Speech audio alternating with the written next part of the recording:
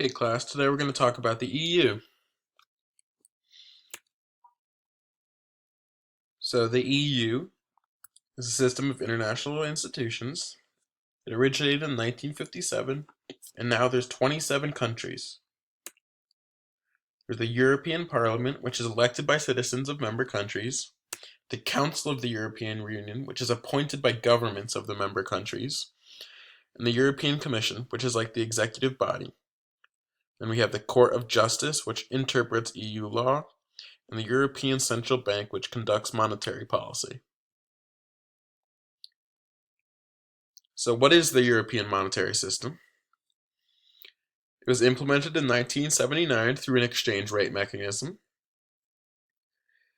It's since developed into the Economic and Monetary Union. It's replaced the exchange rate mechanism for most members with a common currency under the Economic and Monetary Union. So to be a part of the Union, members must adhere to the ERM. So exchange rates were fixed in specific bands around a target exchange rate. We must follow restrained fiscal and monetary policies as determined by the Council of the European Union and the Central Bank, and they must replace their national currency with the euro. So among other things, the country must have low barriers that limit trade and flows of financial assets, adopt current rules and common rules for immigration and immigration, and establish common workplace safety consumer protection rules, establish certain political and legal institutions that are consistent with the EU's definition of a liberal democracy. So you have members of the Eurozone as of January 2014. For those keeping up with the news, you'll realize that the United Kingdom is no longer in the EU. That's as a result of Brexit. So here's a brief glossary of the Euronyms. So why? Why did they create the EU? This was established with several goals. This was to enhance Europe's power in international affairs. So if we have a common European bloc, it does a lot better negotiating international affairs than each individual country does. Another goal was to make Europe a unified market. And then finally, we wanted to make Europe more politically stable and peaceful. So why the euro?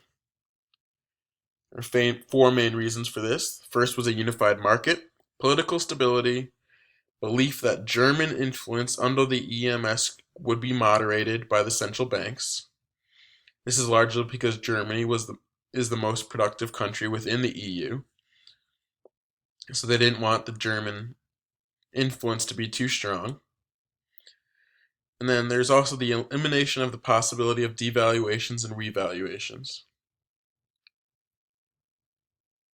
So from 1979 to 1993, the EMS defined the exchange rate mechanism to allow most currencies to fluctuate with a standard error of 2.25%.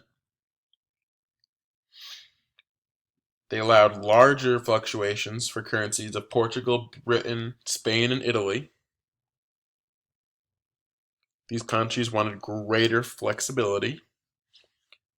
The wider bands were also intended to prevent speculation. So, to prevent speculation early in the EMS, some exchange controls were also enforced by limited trading of currencies. A credit system was also developed among the EMS members to lend to countries that needed assets and currencies that were in high demand. So, because of the differences, and because of market participants buying German assets because of the high German interest rates, they were selling off other EMS assets. As a result, Britain left the EMS in 1992 and allowed the pound to float against other European currencies. As a result, the exchange rate mechanism was redefined to allow for bands of standard errors of 15%, and this was relative to the Deutschmark. Eventually, each EMS member adopted similar policies, so the inflation rates eventually converged. This was largely because they were following the policies of Germany. So here's, you can see that inflation rate convergence. So here's a couple key acts and treaties. First is a Single European Act of 1986. This removed barriers to trade, asset flows, and immigration policies. Maastricht Treaty, proposed in 1981, required three provisions to transform the EMS into an economic and monetary union.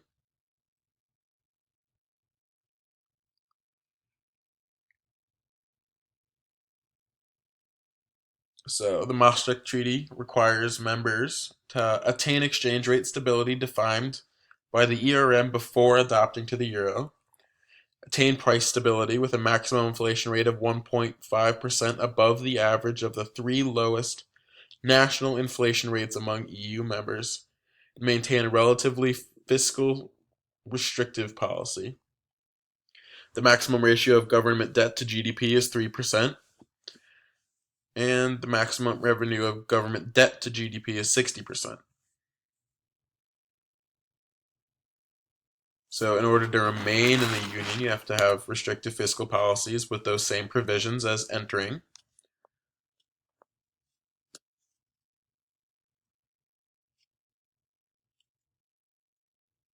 So in 1999, the euro was created.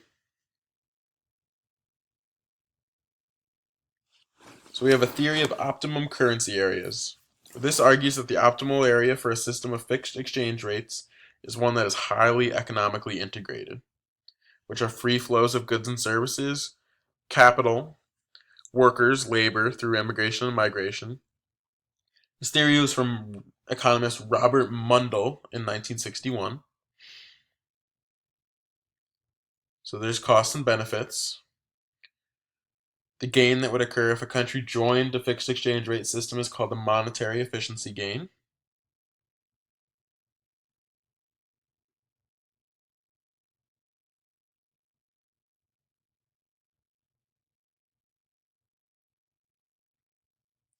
General, as the degree of economic integration increases, monetary efficiency gain increases as well. So you can see that graphically.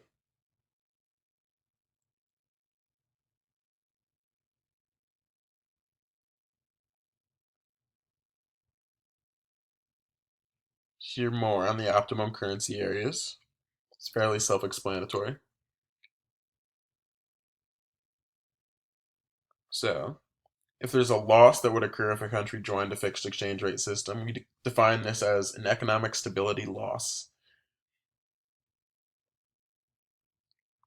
This depends on the amount of economic integration.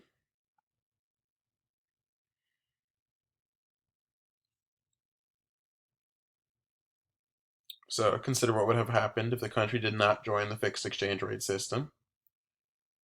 There would have been a depreciation of domestic currency, an appreciation of foreign currencies, which have caused an increase in many prices.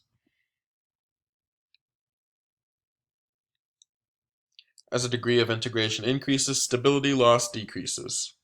Graphically, that looks like that. So there is a critical point measuring the degree of integration. That's what it looks like, where losses exceed gains and gains exceed losses on one side.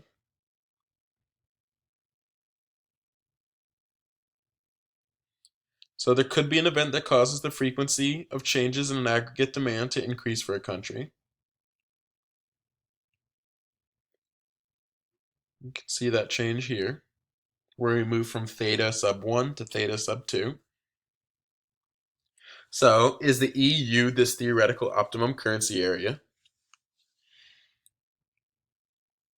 So we can expect, if it is, to have large trade volumes as a fraction of GDP, large amount of foreign and financial investment and direct investment, and a large amount of migration. So these are what the employment rates look like in selected EU countries.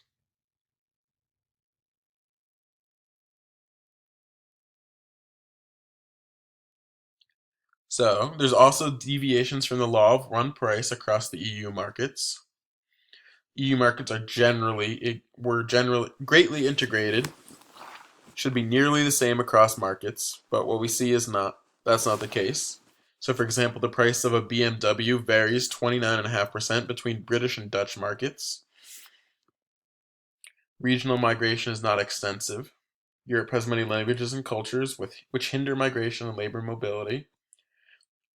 There's also unions and regulations that impede labor movements. So differences of U.S. rates are smaller and less persistent. So people changing region as a percentage of total population, you can see that the U.S. is 3.1%, which is much larger than some key EU nations. So nominal government borrows spreads over Germany.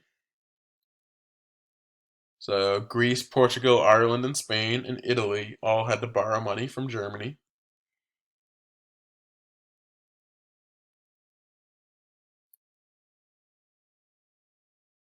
And again, Ireland, Portugal, Greece, Italy, and Spain are called peripheral Eurozone countries because they don't exactly follow the trends of the rest of the EU countries.